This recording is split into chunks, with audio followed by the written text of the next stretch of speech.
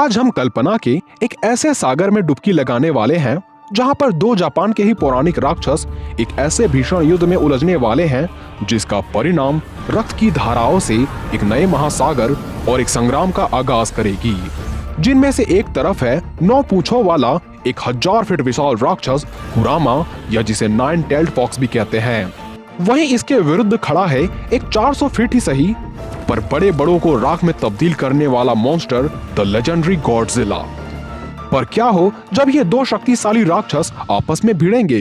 क्या कुरामा अपनी 9 टेल की पावर एवं शैतानी बुद्धि का इस्तेमाल करके मार पाएगा गॉडजिला को, या एटॉमिक ब्रीथ की बौछार करके गॉडजिला कुरामा के एक एक करके सारे पूंछ सहित खुद इस चालाक लोमड़ी का भी अंत कर देगा?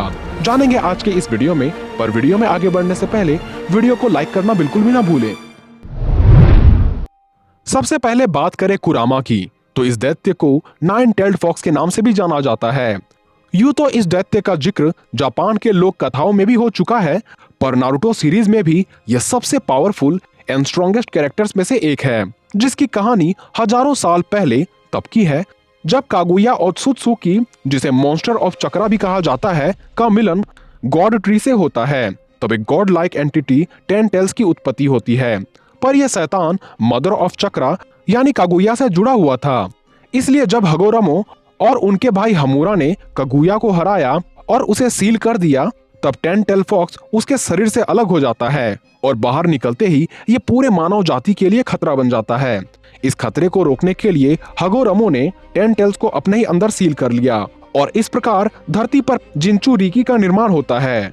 पर 10 टेल्स की शक्तियां किसी एक व्यक्ति के लिए बहुत अधिक थी। ये बात को समझते हुए हगोरमो ने बाद में इसकी चक्र को 9 अलग अलग जीवों में तोड़ दिया, जिससे टेल्ड बीस्ट का निर्माण होता है।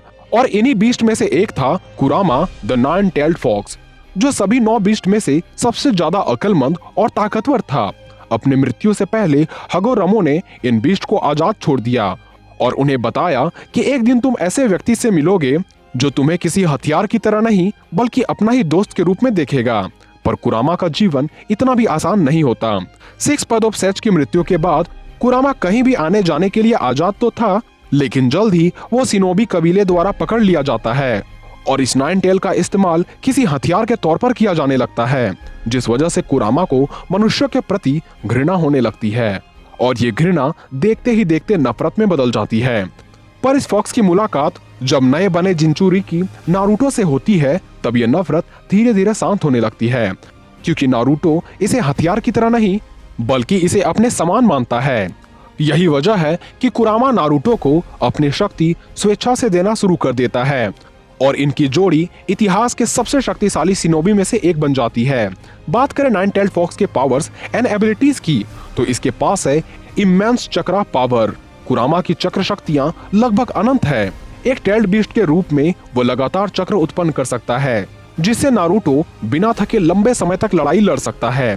कुरामा का फेमस अटैक है बिजू दामा या टेल्ड बीस्ट बॉम्ब, जिसे ये अपनी चक्र को कंप्रेस करके एक घातक एनर्जी बॉम्ब में बदल देता है और इस एनर्जी बॉम्ब का हमला इतना खतरनाक होता है कि इसके प्रभाव से पहाड़ तक नष्ट हो जाते हैं। कुरामा फिजिकली इतना स्ट्रॉन्ग है कि इसके पूंछ के झटकों से ही एक विशाल क्षेत्र तबाह हो सकते हैं। वहीं इसकी ड्यूरेबिलिटी और हीलिंग फैक्टर का भी कोई जवाब नहीं। और जब नारुतो पूरी तरह से कुरामा के साथ सिंक्रोनाइज या मिल जाता है, तब वो कुरामा मोड में चला जाता है और इस अवस्था में नारुतो की ताकत, स्पीड और इंड्योरेंस कई गुना अधिक बढ़ जाती है और अपने बेरियन मोड में ये ऐसी घातक शक्ति को उत्पन्न कर सकता है जिसमें 9 टेल्ड फॉक्स के साथ सामने वाला का भी अंत हो जाता है। वहीं अगर अब बात करें king of the monster Godzilla की, तो हम जानते हैं कि इसे मिटाने का प्रयास लगभग सभी ने किया है, पर इसे मिटाने का हर एक प्रयास इसे और ताकत देती रही और भविष्य में भी यह सिलसिला शायद जारी रहे। हमें पता है कि जब ये सामान्य सा डायनासोर की स्पीसीज था, तब रुष्ट हो चुकी माँ प्रकृति ने भी इसकी पूरी स्पीसीज पर उल्का रूपी मौत बनकर बरसी। पर गॉडजिला मरने के बजाय उस आपदा में भी ये जान पाया कि समुद्र के भीतर भी ये कई सालों तक जिंदा रह सकता है और अपने ऊर्जा की सारी जरूरतों को जियोथर्मल एनर्जी से पूरा कर सकता है। और इस प्रकार महज सैकड़ों सालों की आयु अवधि वाले सामान्य से डायनासोर ने उम्र के सारे पड़ाव को चकमा देकर कई हजार साल बिता दिए। सब ठीक ही चल रहा था, पर धरती काफी बदल चुकी थी। जमीन में कई जीवों का भले ही खात्मा हो गया था, पर धरती पर एक ऐसे खतरनाक जीव की उत्पत्ति हुई थी जो शायद भविष्य में धरती के लिए सबसे बड़ा खतरा बनने वाला है। 2 पैरों तथा सीधी रीढ़ वाला वो जीव कोई और नहीं बल्कि इंसान है, जिन्होंने अपनी शक्ति परीक्षण करने के कारण परमाणु बम का विस्फोट लागोस द्वीप पर किया, जिस वजह से आसपास जल में मौजूद लगभग सारे जीव मारे गए। उस जल के भीतर गॉडजिलासोरस भी था, पर उस रेडिएशन ने मानो इसे मारने के बजाय इसे ऐसी अनोखी ताकत दे दी, ये डायनासोर से मॉन्स्टर की श्रेणी में अपनी जगह बना पाया। यानी मौत यहाँ भी इसे छूने के बजाय ताकत का वरदान दे गई। फिर किंग गिदोरा ने भी इसे अपनी शक्तियों का सहारा लेते हुए इसे लगभग मार ही दिया था, पर यह मौत को छूकर टक से वापस आ गया और मोथरा की लाइफ एनर्जी तथा एटॉमिक रेडिएशन की ऊर्जा सोख कर ये एक नए अवतार में आ गया, जिसे फायर गॉडजिला का नाम दिया गया। पर गॉडजिला का एवोल्यूशन और इस पर मौत का साया अभी भी नहीं रुका, क्योंकि मेका गॉडजिला नामक मशीन ने भी इसे मिटाने की खूब कोशिश की, जिस पर यह मरने के बजाय अब और भी ताकतवर बन चुका है और अब इसे सभी पिंक गॉडजिला के नाम से जानते हैं। पर गॉडजिला ने सिर्फ रंग ही नहीं बदली, बल्कि इसकी शक्तियां पहले के मुकाबले 20 गुना ज्यादा बढ़ चुकी है। पर इन शक्तियों को प्राप्त करने के लिए गॉडजिला ने पहले न्यूक्लियर थर्मल प्लांट की सारी ऊर्जा सोखने के बाद टाइटन तियामत को मारकर उसकी सारी ऊर्जा तथा डीएनए को भी अवशोषित किया।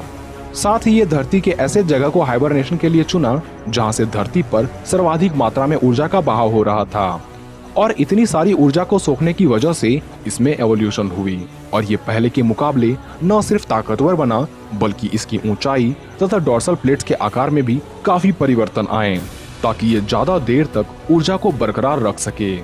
गॉडजिला अपने पिंक फॉर्म में भी ऊर्जा से ओवरलोडेड है, इसी वजह से इसकी आंखों व शरीर के अन्य जगहों से पिंक कलर की एनर्जी रेडिएट होती रहती है।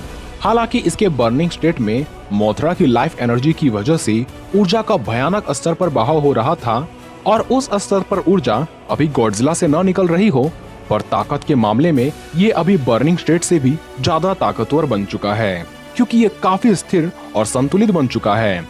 और एक तरफ जहां ये अपने बर्निंग स्टेट को ज्यादा देर तक होल्ड नहीं कर सकता था, वहीं अब ये काफी देर तक इस फॉर्म में रह सकता है। हालांकि इसके मुंह से निकलने वाली रेडिएशन बर्निंग स्टेट जितनी घातक ना हो, पर ये ब्लू गॉडजिला के मुकाबले कई गुना ज्यादा घातक पिंक एटॉमिक ब्रीज चार्ज कर सकता है। यानी दोनों की तुलना करें तो एक और जहां कुरामा के पास विशाल आकार, बीजुदामा अटैक और बेरियन मोड जैसी शक्तियां का लेवरेज है, वहीं गॉडजिला कहीं अधिक durable, robust, fast regeneration ability तथा एटॉमिक ब्रीज जैसी एबिलिटीज होल्ड करता है। स्ट्रेंथ के मामले में भी गॉडजिला 9-टेल्ड फॉक्स से थोड़ा आगे है, इसलिए इस बैटल में काफी हद तक जीतने के चांसेस गॉडजिला की है। हालांकि अगर कुरामा अपने बेरियन मोड का यूज करे तो ये बैटल ड्रॉ पर रुक जाएगी, यानी दोनों का ही अंत हो जाएगा। इस प्रकार ना तो कोई जीतेगा और ना ही हारेगा। खैर, इस पर आपकी राय अलग हो सकती है, जिसे आप कमेंट बॉक्स में लिख सकते हो। तो आज के लिए बस इतना ही, मिलते हैं अगले वीडियो में।